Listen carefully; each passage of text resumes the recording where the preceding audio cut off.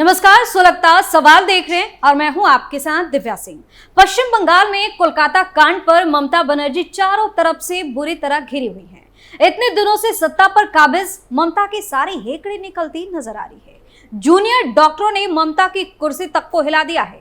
ममता को ये बोलने पर मजबूर कर दिया कि वो इस्तीफा देने के लिए तैयार है। जिस तरह से कोलकाता कांड को लेकर ममता सरकार की फजीहत हुई, दोषियों को बचाने का आरोप लगा, डॉक्टरों में भारी गुस्सा दिख रहा है, सुप्रीम कोर्ट की तरफ से फटकार लग रही है, उसके बाद ममता बनर्जी तो टेंशन में थी ही, लेकिन अब जिस तरह से ममता को लेकर उनके करीबियों और महिला नेताओं की नाराजगी दिख रही है, वो ममता के लिए बड़ी मुसीबत हो सकती है। ममता बनर्जी की इस हालत पर तमाम तरह के सवाल सुलग रहे हैं। ममता बनर्जी की महिला विधायक नाराज क्यों?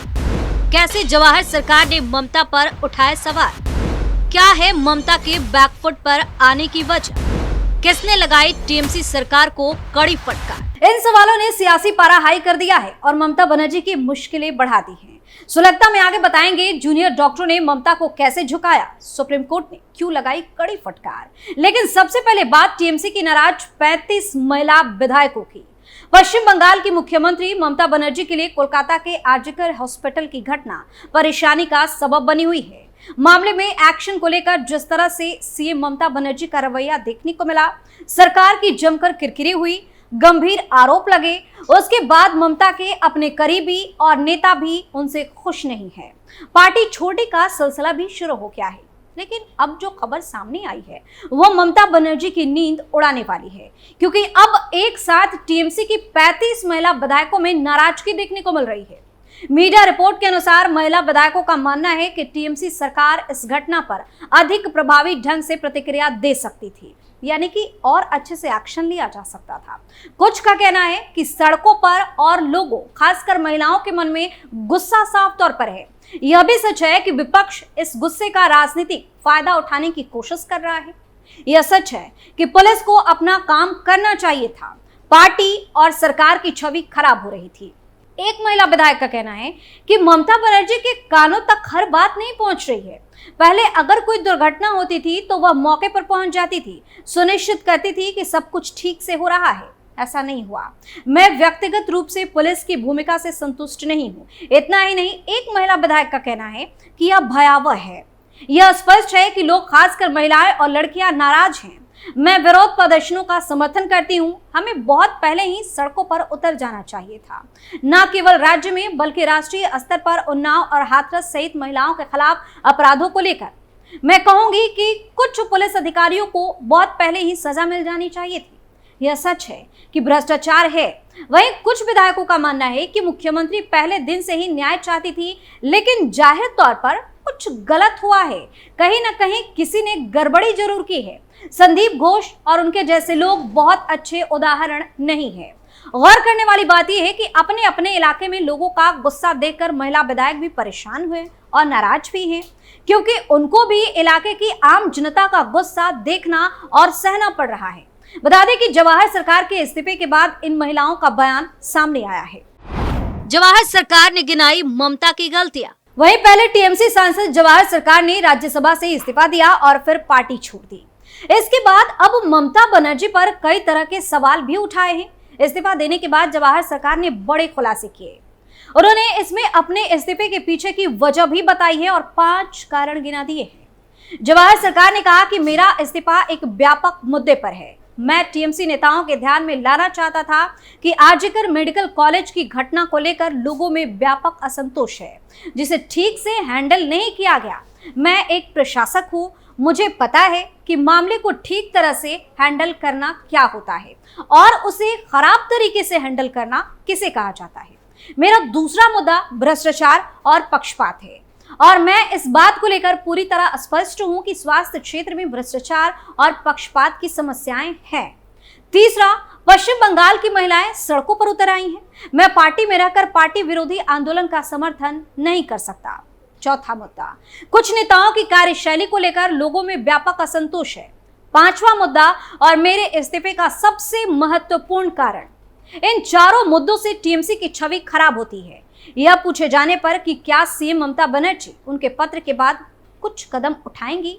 तो इसके जवाब में जवाहर सरकार ने कहा कि मैंने जो पत्र लिखा उसमें मैंने कहा था कि उन्हें घटना के पहले कुछ हफ्तों में ही मामले में कूद जाना चाहिए था। वह ऐसी नहीं है। जो मणिपुर जाने से डरती हैं वो ऐसी नहीं है। उन्हें बिना सुरक्षा गार्ड के यात्रा करने में डर नहीं लगता। उन्हें इस मामले में कूद जाना चाहिए था और डॉक्टर से बात करनी चाहिए थी। अगर उन्होंने पहले कुछ दिनों में ऐसा किया होता तो स्थिति इतनी भयावह नहीं होती, इतनी कठोर नहीं होती। अब स्थिति कठोर हो गई है। संदीप घोष की गिरफ्तारी पर सरकार ने कहा कि सीबीआई को कुछ सबूत तो मिले ही होंगे। यह सीबीआई पर है कि वह खुद को साबित करती है या फिर इस तरह की हाई प्रोफाइल गिरफ्तारियां करके मूर्खों वाली अपनी छवि बनाती है। आगे जवाहर सरकार ने कहा कि उन्होंने पहले ही दिन कहा था कि संदीप घोष के साथ कुछ ना कुछ गड़बड़ जरूर है, इसलिए मैंने पहले दिन से ही कहा था कि उन्हें पद से हटाना जरूरी है। जवाहर सरकार ने कहा कि मुझे इस बारे में नहीं पता। मैंने जो मुद्दा उठाया था वह यह था कि वह किसी के संरक्षण में था। वह कोई कौन है यह भी सामने आ जाएगा। कोई व्यक्ति संदीप घोष को बचा रहा था और मुख्यमंत्री को सलाह दे रहा था कि वो निर्दोष है। मुख्यमंत्री ने विपरीत बातों को संज्ञान में लेते हुए उन पर यकीन कर लिया होगा। डॉक्टर्स के सामने कैसे झुकी ममता बनर्जी? कोलकाता कांड के विरोध में लगातार हो रहे विरोध प्रदर्शनों ने खुद को आयरन लेडी समझने वाली मुख्यमंत्री ममता बनर्जी को फाइनली झुकने पर मजबूर कर दिया। सीएम ने मामले में लीपापोती करने वाले कोलकाता के पुलिस कमिश्नर विनीत गोयल और डिप्टी कमिश्नर समेत 4 अफसरों को हटा दिया है। एक्शन के दायरे वालों में स्वास्थ्य विभाग से जुड़े 2 अफसर भी शामिल हैं। सीएम के इस फैसले का प्रदर्शनकारी जूनियर डॉक्टरों ने स्वागत तो किया, हालांकि उन्होंने धरना वापस नहीं लिया। जूनियर डॉक्टर्स का कहना है कि जब तक वादे पूरे नहीं किए जाते हम यहां स्वास्थ्य विभाग मुख्यालय पर हड़ताल और प्रदर्शन जारी रखेंगे। प्रदर्शनकारियों का कहना है कि अब भी उनकी कई महत्वपूर्ण मांगे नहीं मानी गई हैं। दूसरी तरफ शायद ममता बनर्जी को यह लगता है कि उन्होंने हड़ताली डॉक्टर्स की बातें मानकर पश्चिम बंगाल की जनता का दिल जीत लिया है और यहाँ की जनता सब कुछ इतनी जल्दी भूल जाएगी। आरजीकर मेडिकल कॉलेज में एक ट्रेनी डॉक्टर के साथ जो हुआ उसका गुस्सा तो लोगों में है ही, पर जो सरकार ने किया उसका गुस्सा आम लोगों के साथ साथ पार्टी के लोगों में भी है। हो सकता है कि बहुत से लोग पार्टी के खिलाफ खुलकर मुखर ना हो पाए, पर ममता बनर्जी के खिलाफ पार्टी के अंदर उबाल तो है ही। हालांकि कुछ नेताओं ने खुलकर ममता को आईना दिखाने की कोशिश की, पर ऐसे लोग बहुत कम हैं। यही नहीं, भतीजे अभिषेक बनर्जी भी सरकार से इस मुद्दे पर खफा बताए जा रहे हैं। सुप्रीम कोर्ट ने ममता सरकार को क्यों लगाई फटकार? कोलकाता के आरजीकर मेडिकल कॉलेज और अस्पताल में 9 अगस्त को ट्रेनी डॉक्टर से दरिंदगी मर्डर केस पर सुप्रीम कोर्ट में सुनवाई हुई। सुप्रीम कोर्ट ने महिला डॉक्टरों की नाइट ड्यूटी खत्म करने के फैसले पर बंगाल सरकार को जमकर फटकार लगाई है। सीजेआई डीवाई चंद्रचूड़, जस्टिस जेबी पारदेवाला और जस्टिस मनोज मिश्रा की बेंच ने कहा कि आप कैसे कह सकते हैं कि महिलाएं रात में काम नहीं कर सकती, उन्हें कोई रियायत नहीं चाहिए। सरकार का काम उन्हें सुरक्षा देना है। पायलट, सेना जैसे सभी प्रोफेशन में महिलाएं रात में काम करती हैं। कोर्ट की फटकार पर सीनियर एडवोकेट कपिल सिब्बल ने बंगाल सरकार की तरफ से कहा कि सरकार महिला डॉक्टरों की ड्यूटी 12 घंटे तक सीमित करने और नाइट ड्यूटी पर रोक लगाने वाले अपने फैसले वापस लेगी। वहीं कोर्ट ने विकिपीडिया को मृत ट्रेनी डॉक्टर का नाम और तस्वीर हटाने का आदेश दिया है। कोर्ट ने कहा कि दरिंदगी पीड़ित की पहचान का खुलासा नहीं किया जाना चाहिए। सुप्रीम कोर्ट 24 सितंबर को अगली सुनवाई करेगा। कोर्ट ने अस्पतालों में डॉक्टरों और अन्य लोगों की सुरक्षा के लिए कॉन्ट्रैक्ट पर प्राइवेट एजेंसियों के सुरक्षा कर्मियों की नियुक्ति पर भी सवाल उठाए। कोर्ट ने कहा कि कॉन्ट्रैक्ट पर काम कर रहे लोगों को 7 दिन की ट्रेनिंग दी जाती है, वे पूरे अस्पताल में घूमते हैं, उनके जरिए सुरक्षा कैसे सुनिश्चित की जा सकती है। कोर्ट ने कहा कि रेप मर्डर मामले का मुख्य आरोपी भी एक सिविक वॉलंटियर ही है। बंगाल में 28 सरकारी अस्पताल है, वहां 18-23 साल की युवा डॉक्टर काम कर रही है। राज्य के 45 मेडिकल कॉलेजों में लड़कियां 12वीं कक्षा के बाद आती हैं, वे बहुत छोटी हैं, उनमें इंटर्न भी हैं। ऐसे में कॉन्ट्रैक्ट पर सुरक्षा कर्मियों की तैनाती पूरी तरह से असुरक्षित है।